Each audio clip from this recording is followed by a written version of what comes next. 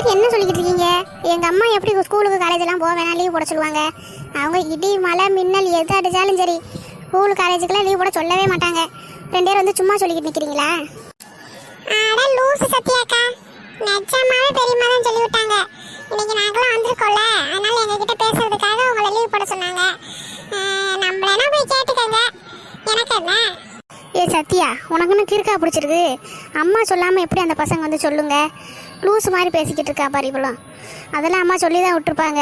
ஏற்கனவே அம்மா இவங்களை ஊருக்கு கூப்பிடும் போதே சொன்னாங்க, வந்தாங்கன்னா நம்ம எல்லாரும் பேசி பழகி இருக்கணும், ரொம்ப வருஷம் ஆச்சுன்னு. அதனால ஒரு வேலை லீவ் போட சொல்லியிருப்பாங்களா இருக்கும். நீ வாயை மூடிக்கிட்டு நில்லு. எதையாச்சும் சொல்லி நீ பாட்டு குழப்பி விட்றாத. அவங்களாம் என்னைக்காச்சும் மனசு வந்து லீவ் போடு அப்படின்னு சொல்லுவாங்க. அதையும் கெடுத்து விட்ருவா போல் இருக்கு.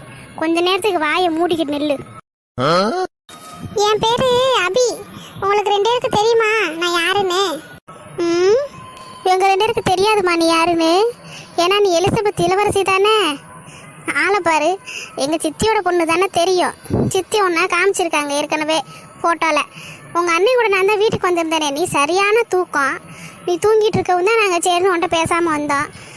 ஆமாம், நீ அவ்வளோ நேரமாக தூங்குவேன் லீவுனா? அடா அது வேற ஒன்றும் இல்லை வித்யாக்கா. மித்த நாள்லாம் ஸ்கூல் போனோம்னு ஒரு 7 மணிக்கிட்ட எழுந்திரிச்சிருவேனா, அன்னைக்குன்னு பார்த்து லீவ் நாளில் வந்துச்சுன்னா நல்லா தூக்கம் வந்துடும். சரி இன்னும் கொஞ்சம் நேரம் தூங்குனேன்னா அது ரொம்ப நேரம் ஆகி சாயங்காலத்தில் கொண்டு வந்துடும். சாயங்காலம் ஆயிடுச்சுன்னு எந்திரிப்பேன், பல்லு கூட தைக்க மாட்டேன், காஃபியை குடிச்சிட்டு சாப்பிட்டுட்டு திருப்பி போய் படம் பார்க்க போயிடுவேன். படம் பார்த்துக்கிட்டு அப்படியே தூங்கிடுவேன்.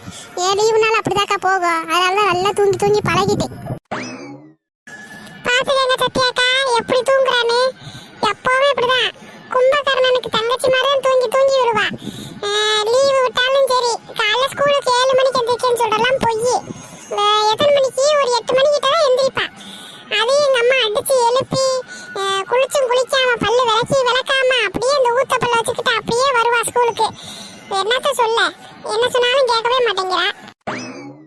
இங்க பாரு, அக்காங்க கிட்ட நிக்கிறனால நான் உங்ககிட்ட கோவப்படாம இருக்கேன். அப்புறம் அடிச்சு விடுவேன் சும்மா என்னை பத்தி இப்படி பேசியிருந்தேனா. அப்புறம் நான் உன் மார்க் எழுப்பேன் பாத்துக்க.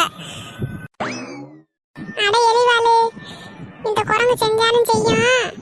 நான் வேற இங்க படிப்பாளின்னு வேற பில்டப் கொடுத்து வச்சிருக்கேன். இது வாட்டுக்கு சொல்லி கிள்ளி பிடிச்சுனா அவ்வளவுதான். என் இமேஜ் என்னத்துக்கு ஆகுறது? நான் இங்க மலை மாதிரி கோட்டை கட்டி வச்சிருக்கேன்.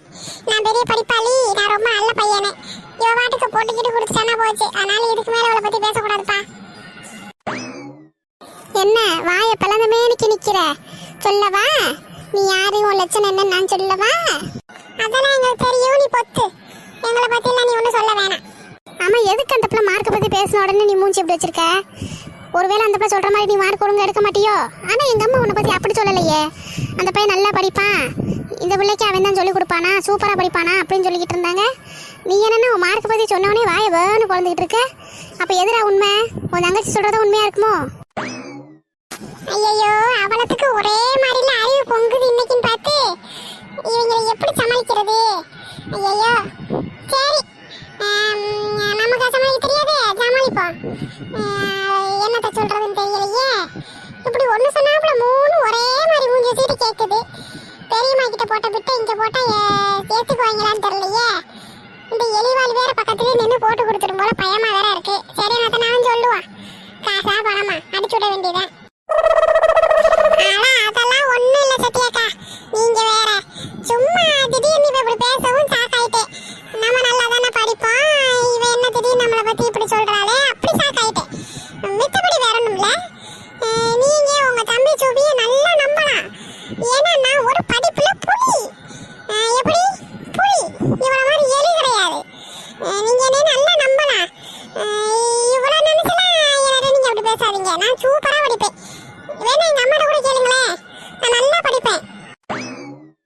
இந்த என்னமோ சொல்லுவாங்களே, படிப்புல சூரப்புலி, பார்த்த உடனே ஒருத்தர் மண்டையில ஏறிடும் அந்த படிப்பு, அப்படியே சூப்பரா எழுதிடுவாங்க, பார்த்தோன்னு பிக்சராக்ஸ் எடுத்த மாதிரி படிப்பாங்கன்னு. அதுக்கு எடுத்துக்காட்டு உங்க தம்பி சுபிதா. அது நான் தான். நான் சூப்பரா படிப்பேன். என்னை பத்தி உங்களுக்கு தெரியாது. நான் வேணா உங்கள்கிட்ட எப்படி நிரூபிக்கிறேன்னு தெரியலையே. பெரியம்மா கிட்ட கேளுங்க, என்னை பத்தி நல்லா சொல்லுவாங்க. நீ எங்க அம்மாவே ஏமாத்தி தான் வச்சிருப்பியோன்னு எனக்கு தோணுது. அப்புறம் எங்கிட்ட இருந்து பெரியம்மா கிட்ட கேட்கறது? பெரியமாட்ட ஏல நீ இப்படியே போய் சொல்லிக்கிட்டே இருந்தேன்னா இன்னைக்கு நாளைக்கு மட்டும் இங்கே இருக்க போகிறது இல்லை, ஒரு வாரம் இங்கே தான் இருக்க போகிறோம். அது மட்டும் இல்லை, இவங்க 2 பேரும் நம்ம அக்கா. எப்படியும் உன்னோட மார்க்கையும் உங்களுக்கு தெரிஞ்சு போயிடும். ஒரு ரேங்க் கார்டு வரும்போது அம்மா காமிச்சாங்க, உனக்கு சங்கு தாண்டி, மரியாதை உண்மையை ஒத்துக்க, அவ்வளோதான் நான் சொல்லுவேன். எலிவாலு வாயை மூடுன்னு சொல்லிட்டேன், புரியுதா? அந்த வாயை மூடுன்னு சொன்னா கம்முன்னு அப்படி செலோ டேப் போட்ட மாதிரி வாயை வச்சு மூடிடணும். இல்லைன்னா ஃபெவிக்விக் எடுத்து வாயில ஒட்டி விடுவேன்னு சொல்லிட்டேன். அமைதியே இரு. உனக்கு ஃபெவிக்விக் ஒட்டினாலும் பத்தாது, நல்ல பெரிய சைஸ் டேப் இருக்குல்ல, அதை ஒட்டு வாங்கி வாயை சுற்றி விட்டுருவேன். அமைதியே இருக்க பழகு, புரியுதா? போல பைத்தியக்கார பயலே, உன்கிட்டலாம் மனுஷன் பேசுவானா? எனக்கு என்ன, உன்னோட பரிச்சை பேப்பர் வரவும் நான் கொண்டு வந்து அக்கா கிட்ட காமிப்பேன், அப்போ உண்மையெல்லாம் வெளியே வந்துடும். பொய் சொல்கிறவங்க தானே பயப்படணும், நான் ஏன் பயப்படணும்? ஓடா பைத்தியக்காரா. அக்கா இவனை விடுங்க, நம்ம வேற ஏதாச்சும் பேசுவான். இவன் எப்படிதான் ஏதாச்சும் லூஸ் மாதிரி பேசிக்கிட்டு இருப்பான், இவனெல்லாம் நம்ம கண்டுக்கிற வேணாம். நம்ம வேற ஏதாச்சும் பேசுவோம். உங்கள் அம்மா உங்களை லீவு தான் போட சொன்னாங்க, நிஜமாவே வேணா நீங்கள் போய் கேட்டுட்டு கூட வாங்க. இல்லை இல்லை, இவங்கிட்ட பேசினதுக்கப்புறம் எனக்கு உன் மேல் நம்பிக்கை வந்துருச்சு. விடு விடு, நான் நம்புறேன். லீவ் போட்டுற வேண்டியதான் இன்னைக்கு. என் ஃப்ரெண்டுக்கு மட்டும் ஒரு ஃபோன் அடிச்சு சொல்லிட்டு வந்துடுறேன். அப்புறம் என்ன வித்யாக்கா, ஒரு வாரத்துக்கு ஜாலி தான், நாங்கள் இங்கே தான் இருப்போம். நானும் ஒரு வாரம் ஸ்கூல் லீவு, ஜாலி தானே நானே. அதே மாதிரி நீங்களும் ஜாலியாக இருங்க. இன்னைக்கு ஒரு நாளைக்கு, நாளையிலேருந்து நீங்கள் ஸ்கூல் போயிடுவீங்க, நாங்கள் மட்டும் வீட்டில் இருப்போம். ஜாலி தான். என்னது, உனக்கு ஒரு வாரம் லீவா? ஆமாம், சும்மா சும்மா லீவ் போடுறியே, உங்கள் ஸ்கூலில் ஒன்றும் சொல்ல மாட்டாங்களாடா? எங்கள் ஸ்கூல்லலாம் வச்சு திட்டி தீர்த்துருவாங்க. இன்னைக்கு ஒரு நாள் மட்டும் இல்லை, நான் இன்னும் ஒரு நாள் கூட சேர்த்து லீவ் போடுவேன் எங்கள் அம்மாட்ட சொல்லிட்டு. கேட்டால் உங்ககிட்டலாம் பேசுகிறதுக்கு ஆசையாக இருந்துன்னு சொல்லிட வேண்டியதான். அது சரி, நீ என்னத்தனாலும் சொல்லி லீவை போடு. நாங்கள் ஒரு வாரம் இங்கே தான் பார்ப்போம். எங்களுக்கு ஜாலியாக தான் இருக்குது. எனக்கும் ஜாலியாக தான் இருக்குது. உங்கள் பேரை சொல்லி இன்றைக்கி நாளைக்கு ஒரு நாள் எனக்கு லீவு கிடைக்கும், ஒரு நாள். அதனால் எனக்கும் ஜாலியாக தான் இருக்குது.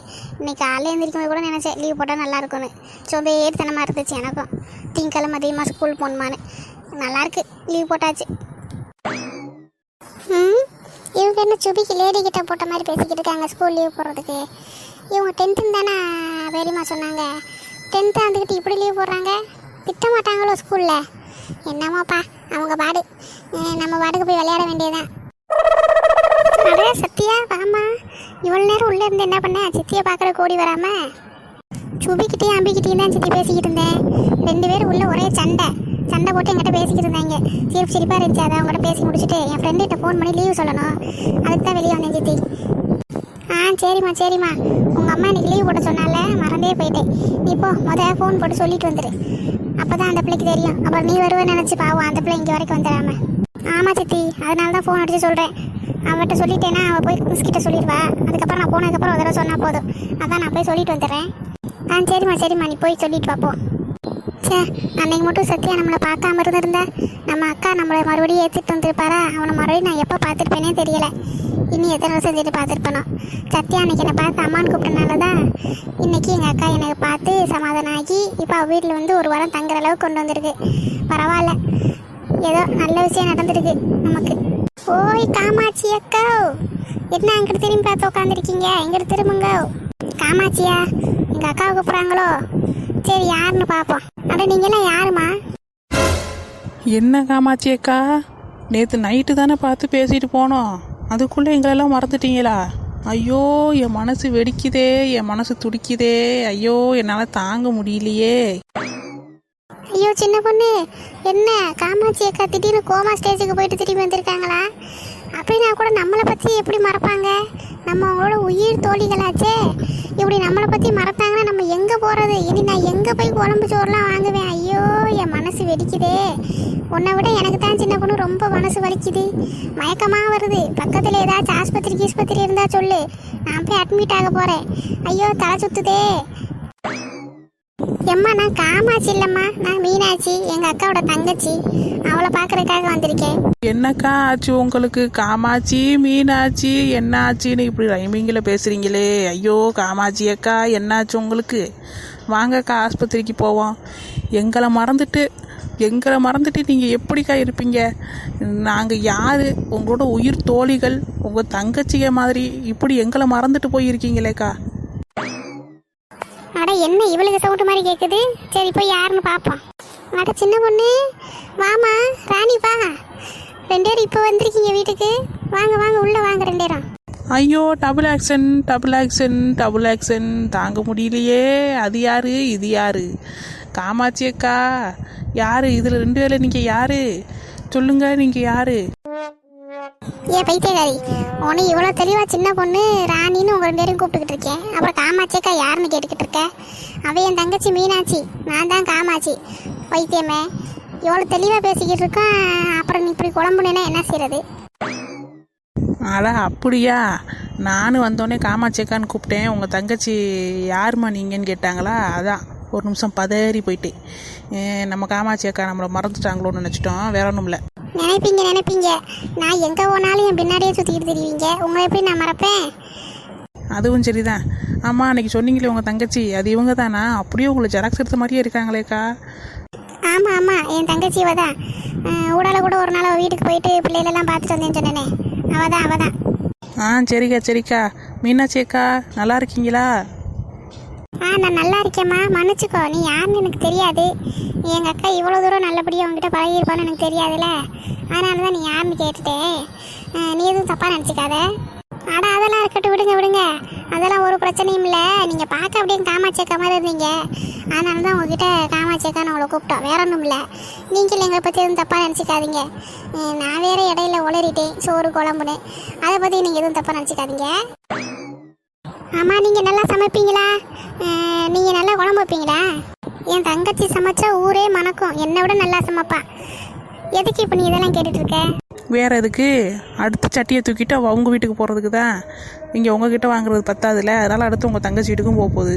வேற எதுக்கு கேட்குது? அவ கிடக்கா இப்படிதாக்கா ஏதாச்சும் காமெடி பண்ணிக்கிட்டு இருப்பா. நீங்கள் எதுவும் மனசில் வச்சுக்காதீங்க. இருந்தாலும் நம்ம குழம்பு கேட்டு வந்தால் நீங்கள் கொடுக்க மாட்டேன்னா சொல்ல போகிறீங்க? கொடுக்க தானேக்கா செய்வீங்க. பார்த்தீங்களா எவ்வளோ நைஸாக விட்டு போட்டுருச்சுன்னு? இப்போ புரிச்சுக்கங்க இதை பற்றி. நீங்கள் வீட்டுக்குள்ளே சேர்த்துறாதீங்க. அப்புறம் பானை சட்டி உள்ளே இருக்க குழம்பு சோறுக்கெல்லாம் நாங்கள் இது கிடையாது, பொறுப்பு கிடையாது சொல்லிட்டோம். அப்படிலாம் சொல்லாதம்மா. எப்போ வந்தாலும் நீங்கள் எங்கள் வீட்டில் வந்து குழம்பு வாங்கிக்கலாம், என்ன வேணாலும் வாங்கிக்கலாம். எங்கள் அக்கா கிட்ட இவ்வளோ நல்லபடியாக நடந்துக்கிற நீங்கள் என்கிட்ட தப்பாக நடந்துக்குவீங்க, அதெல்லாம் பரவாயில்ல. எங்கள் அக்கா வீட்டில் நீங்கள் எப்படி பழகுறீங்களோ அதே மாதிரி என் வீட்லேயும் நீங்கள் பழகலாம். எனக்கு இந்த ஊருக்கு வந்ததுலேருந்து வேறு யாருக்கிட்டையும் நான் பேசினதில்லை பெருசாக. பக்கத்து அக்கம் பக்கம் பேசி இப்படி ஃப்ரெண்டெல்லாம் எனக்கு இல்லைல்ல. நீங்கள் வாங்க, எங்கள் அக்கா இல்லாத நேரத்தில் என்கிட்ட வந்து பேசுங்க. குழம்பு வேணுமா, சோறு வேணுமா, எது வேணாலும் வாங்கிக்கோங்க. அதெல்லாம் எனக்கு ஒரு பிரச்சனை இல்லைம்மா. சூப்பர்க்கா, நீங்கள் இவ்வளோ நல்லவங்களா இருப்பீங்கன்னு எனக்கு தெரியாமல் போச்சே. இது ஒன்று போதும். உங்கள் வீட்டுக்கு எங்கே இருக்குன்னு மட்டும் நீங்கள் அட்ரஸ் கொடுங்க. சாயங்காலமே வந்து உங்கள் வீட்டு பக்கத்தில் வந்து பறந்து நின்றுவேன். நைட்டுக்கு என்ன சமைக்க போகிறீங்க? நான் 1 வாரத்துக்கு இங்கே தான்மா இருக்க போகிறேன். 1 வாரம் சென்று தான் எங்கள் வீட்டுக்கு போவேன். நீ வேணா அப்போ வந்து வாங்கிக்கோ. 1 வாரத்துக்கு நான் எங்கள் அக்கா வீட்டில் தான் இருப்பேன். நீ எங்கே வந்து என்கிட்ட பேசலாம். அப்போ சரிக்கா, நீங்கள் இங்கே 1 வாரம் இருந்தாலே எங்களுக்கு ஸ்பெஷல் தான். எப்படியும் உங்கள் அக்கா உங்களுக்காக ஏதாச்சும் விதவிதமாக சமைப்பாங்க, நாங்களும் வந்து சாப்பிட போயிடுவோம். இப்போ நான் வந்ததே இங்கே சாப்பிட்றதுக்கு தான். ஆனால் நீங்கள் என்னை பற்றி எதுவும் தப்பாக நினைக்காதீங்க. எங்கள் வீட்டில் நான் சமைப்பேன். எனக்கு என்னமோ நானே சமைச்சு நானே சாப்பிட்டா அது எனக்கு திருப்தியாக இல்லை. உங்கள் அக்கா கையில் சாப்பிட்டாதான் அப்படி அமிர்தமாக இருக்கும். இன்னைக்கு அந்த அக்கா என்ன காலைல சமைச்சாங்கன்னு கேட்டு கொஞ்சம் சாப்பிட்டாதான் என் மனசு ஆறும். வாயெல்லாம் நாரும்னு எதனாலும் பேசிக்கிட்டு தெரியும். நீங்கள் விடுங்கக்கா, இதை பற்றிலாம் எதுவும் பேசாதீங்க. எப்படியும் திங்க தான் வந்திருக்கு, அது பாட்டுக்கு தின்னுட்டு போயிடும் கொஞ்சம் நேரத்தில், விடுங்க. பைத்தியங்களா, 2 பேரும் சேர்ந்து என் தங்கச்சிக்கிட்டே பேசிட்டு இருக்கீங்க. என்கிட்ட 1 வாரத்தை கூட வந்ததுலேருந்து ஒருத்தையும் பேசலை. வாங்க உள்ளே வந்து உட்காருங்க, அதுக்கப்புறமா உட்காந்து பேசலாம். உட்காருங்க, வாங்க. வாரம் காமாட்சி அக்கா, எங்கே போயிட போகிறோம்? இங்கே தானே இருக்கோம், நாங்கள் வாரோம். மறக்காம நம்ம சேனலை சப்ஸ்கிரைப் பண்ணிருங்க. இதே மாதிரி வீடியோ பார்க்கறதுக்கு நம்ம சேனலை சப்ஸ்கிரைப் பண்ணுங்க, லைக் பண்ணுங்க, ஷேர் பண்ணுங்க ஃப்ரெண்ட்ஸ். நம்ம சேனலில் வர எல்லா வீடியோஸும் காமெடியாகவும் இருக்கும், கதையும் நல்லா இருக்கும். பார்த்து நீங்கள் சப்ஸ்கிரைப் பண்ணிடுங்க. ஓகே ஃப்ரெண்ட்ஸ், பாய்.